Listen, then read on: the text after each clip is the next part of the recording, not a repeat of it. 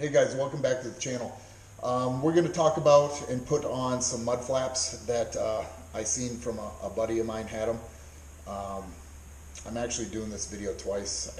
I keep forgetting the SD card in the camera. So, and my camera, I'm using just a GoPro session, so if I don't look at the little screen, it beeps like normal. And so anyway, but went to a buddy's house. He had a pair of mud flaps. Loved the way they bolted on. Loved how that you could replace the mud flaps. I loved that the mud flap was actually rubber, not hard plastic, blah, blah, blah. So I went home, no shit, 2 days later, I saw the exact same mud flaps on Full Throttle Off-Road. They were trying to keep rocks out in between the brakes and the rims. Something that I've been having problems with. I have grooves going down my rims. All my paint is gone off the swing arms. So I was like, you know what, sold. So I found the name of the company, guys. I can't remember. It started with a K, but I found their website, and all they do is sell these mud flaps. So they were $120. I was like, ooh, that's a lot of money for mud flaps. And then I got thinking, by the time I run around, find the rubber that I need at the local truck stop or wherever, and make everything, I'm probably going to have 5-6 hours, maybe 8 hours into these things. So what's my time worth? So I was like, you know what, 120 bucks, I'll do it. Went to cash out or whatever, pushed by, and it was $30 shipping and handling. I was like, no way, I'm not spending $150. That's the breaking point. Hell no. So I went into this with the intentions that if I was going to build this, I'm going to make them absolutely identical to my buddies and just kind of piss them off, so I can throw down my $30 mud flaps when he spent $150. So guys, I did spend a lot of time on this. It took me about 2 weeks to do them. Now, I'm saying it took me 2 weeks because I ended up giving them to a buddy that bent the steel in a bend brake and put them in his factory, and went through the paint process, and he got them sprayed inside the factory too. So that being said, you can make these in about 5 hours. You can probably make these a hell of a lot quicker than that if you just use a torch, drill your holes, put on a piece of mud flap, and bam, bam, you're done. Guys, these are something that you can make very quickly.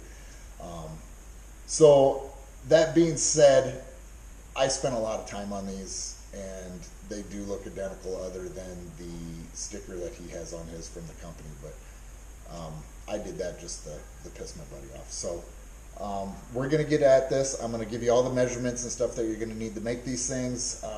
So there we go. Let's get started. First thing you're going to want to do is take out these 18 millimeter bolts and studs here. Just take those out, and what you're going to want is that right there. That's going to be the thickness of the steel that you want, and that's also going to be the placement of your holes to get the adjustment here. So you're going to use the piece off your Maverick as a template, and that's going to be your hole positioning and also the thickness of the steel that you want. So all you're going to have to do is take the measurements of exactly what I tell you. If I can find a tape measure around here, that might be more difficult than anything, so I'll find a tape measure here quick.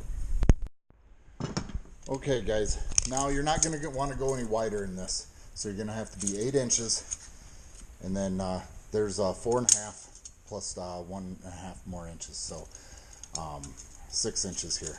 And then you're going to have to cut this out to fit. You don't have to do it exactly like this. This is just what my buddies look like, and I wanted it to look exact so I could lay it in front of them and go $30, $150. So kind of an asshole like that. And also your rubber is going to have to be, now this can all be determined on yours, it's going to be 8 inches by 18 inches. And you're going to have to cut out here depending on how wide you want it and stuff like that. On the back, all you got is a backing plate and 3 bolts. You can use 2 bolts, lock washers. And when you're doing this, this is why you can't go any wider. If you have like a wider Maverick, you're gonna have to be careful here because you can't go too wide. You're gonna have, now down here you can go as wide as you want on your rubber. You can even extend, oh, I gotta find a place for the camera here. You can even extend this a little bit farther with a piece of steel.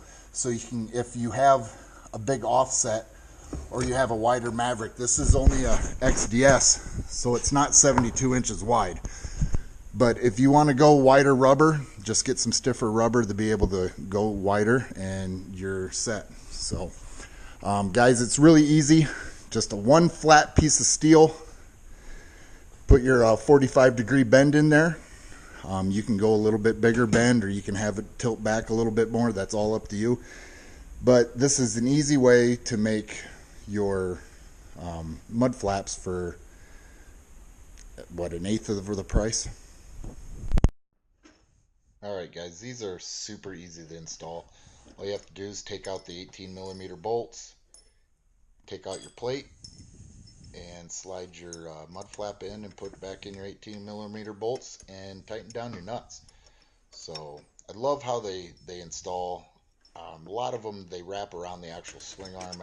I don't really like how they do that. This is just so much easier. So here in a little bit, you can see how much paint's missing off my swing arm here. And that's just from the rocks being thrown up from the front tires. So here later in the video, I just spray it with some undercoating.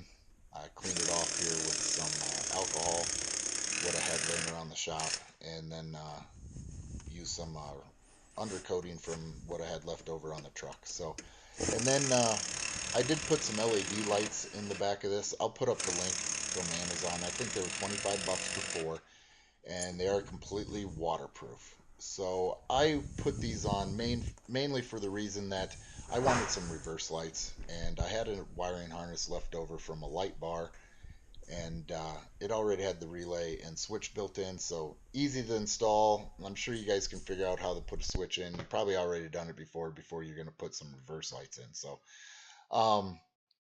here I am cleaning off the swing arm, and you can see how much paint's missing. So I just sprayed it real quick. But anyway, with these lights, I did end up putting some in the front, and the reason I wanted those is if I was in some technical spots and at night and needed to see the ground. Also, I just felt like I was going to be a little bit safer on the trail. Going down the trail at night, I figured I wouldn't get rear-ended or hit by the side if I had these blue lights on. Now, I did go with blue, and just be careful that if you are going down the road with these lights on and a cop sees you, he's probably going to pull you over. It is an emergency color, so he'll probably pull you over and give you a ticket for having blue lights on, or he'll probably tell him to shut it off. You can also you can't have red in the, I believe, in the front of the vehicle. So from the driver steering wheel on up, you can't have red, but you can have it in the rear of the vehicle. So here's just the lights in the back. I actually have them showing here because I'm pushing the light out to the side so I can see when I'm reversing. And then I decided to put some in the front. I had some left over, so put one in the grill just for fun, and then I put 2 down on the side so I can see on the side a little bit. So you can see how nobody's gonna miss me going down the trail at night. So just a little something I wanted to throw in at the end of this video. I hope you guys enjoyed it. Hope you can make these mud flaps for cheap and keep the rocks out of your tires and the end of your swing arms. So there you go, guys. Thanks for watching, and if you haven't subscribed, go ahead and do that for me. Thanks.